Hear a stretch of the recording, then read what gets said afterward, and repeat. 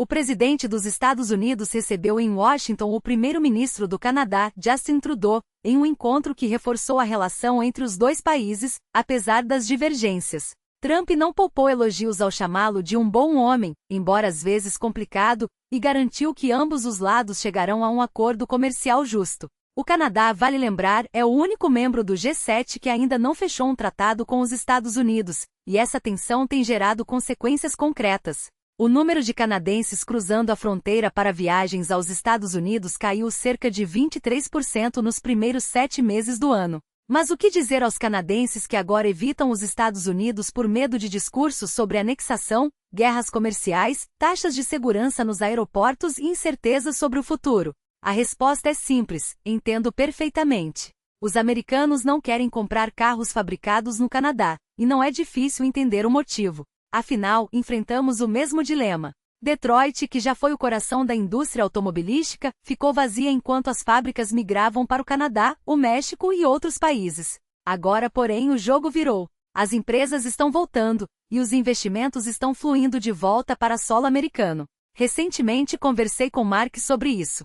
Só em investimentos, estamos falando de algo entre 17 e 23 bilhões de dólares, e a cifra real é ainda maior. Esse dinheiro está chegando graças à inteligência artificial, à retomada da indústria automotiva e à construção de novas fábricas em território americano. Há vários fatores por trás desse movimento, e um deles, sem dúvida, é a proximidade das eleições de novembro. Mas não podemos ignorar o papel decisivo das tarifas. Queremos que o Canadá prospere, mas também precisamos garantir que os empregos e a produção fiquem aqui. A competição é inevitável. Ambos os países querem fabricar carros, atrair negócios e dominar mercados. A vantagem dos Estados Unidos?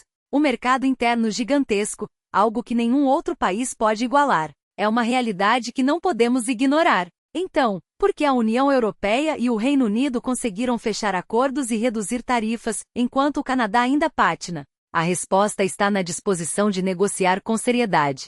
O Canadá não é apenas um parceiro comercial importante, somos o segundo maior fornecedor dos Estados Unidos. A troca de mercadorias pela fronteira é intensa, e a colaboração entre nossos países é fundamental. Além disso, somos o maior investidor estrangeiro nos Estados Unidos, com $500 bilhão injetados apenas nos últimos 5 anos. E a projeção é de que, nos próximos 5 anos, esse número chegue a 8 trilhões, caso fechemos o acordo que buscamos. É verdade que há áreas em que competimos diretamente, como na indústria automotiva, mas há muito mais setores em que somos mais fortes juntos do que separados. É nisso que estamos focados, em um acordo que beneficie os dois lados, que seja justo para os americanos e, claro, vantajoso para o Canadá. Não se trata de ceder, mas de encontrar um equilíbrio que funcione para todos.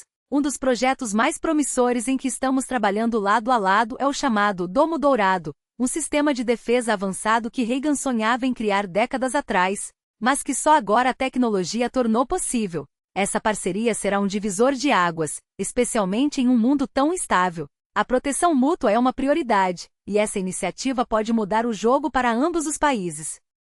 Enquanto isso, nos bastidores de Washington, a pressão por um acordo para reabrir o governo cresce. Os democratas precisam entender uma coisa: os americanos estão cansados de jogos políticos. Querem ver o governo funcionando e ponto final. Não é segredo que eles perderam as eleições de forma esmagadora. Kamala Harris chegou a dizer que a disputa foi apertada, mas a realidade é outra. Foi uma das vitórias mais contundentes da história recente.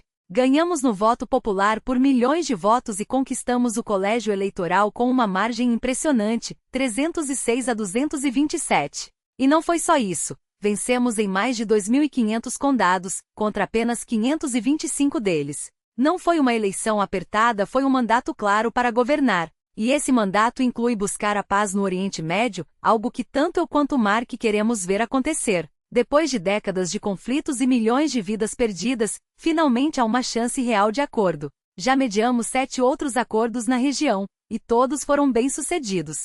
Agora, o foco é garantir que, uma vez fechado o acordo, todas as partes cumpram suas obrigações. Temos influência suficiente para assegurar que isso aconteça. Sobre a Ucrânia, a situação é ainda mais complexa do que no Oriente Médio. Putin, com quem já tive boas relações, surpreendeu ao afirmar que a guerra foi a decisão certa para o seu país.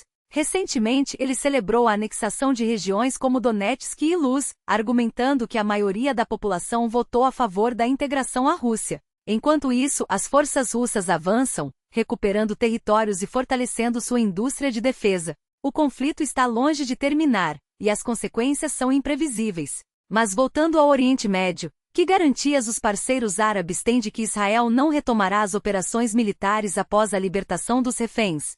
A principal garantia é o nosso compromisso. Assim que o acordo for fechado, e as negociações estão em andamento, faremos tudo ao nosso alcance para garantir que todos respeitem os termos. Temos influência e vamos usá-la. Enquanto isso, Putin comemorou seu aniversário com uma declaração que reforça sua convicção na guerra. Ele rezou, reuniu-se com sua equipe e reafirmou que a invasão da Ucrânia foi a decisão correta para a Rússia. Não é segredo que o cenário geopolítico está cada vez mais tenso, mas uma coisa é certa: os Estados Unidos não ficarão parados enquanto o mundo se divide. O Canadá, nossos aliados e nós temos muito a ganhar, ou a perder, nos próximos meses. E é por isso que cada passo precisa ser calculado, cada acordo negociado com firmeza e cada parceria fortalecida com visão de futuro.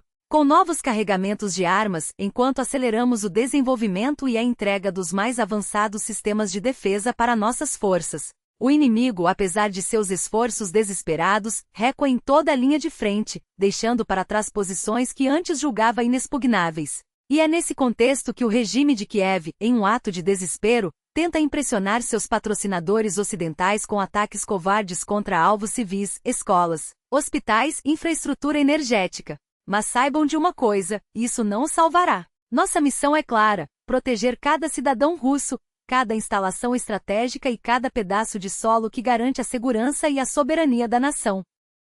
O chefe do Estado-Maior-General Valery Gerasimo apresentou um panorama preciso da situação no fronte. As forças ucranianas estão em retirada em todos os setores, enquanto nossas tropas avançam com determinação. Os combates intensos prosseguem em múltiplas frentes, com nossos soldados quebrando resistências e consolidando posições. O inimigo, em um movimento previsível, tenta conter nosso avanço redirecionando suas melhores unidades, até mesmo aquelas que deveriam servir como reserva estratégica. Mas é tarde demais. Nossas formações de assalto continuam a pressionar, rompendo linhas defensivas e cercando pontos-chave, enquanto nossas forças no leste mantêm a iniciativa, expandindo o controle sobre territórios críticos.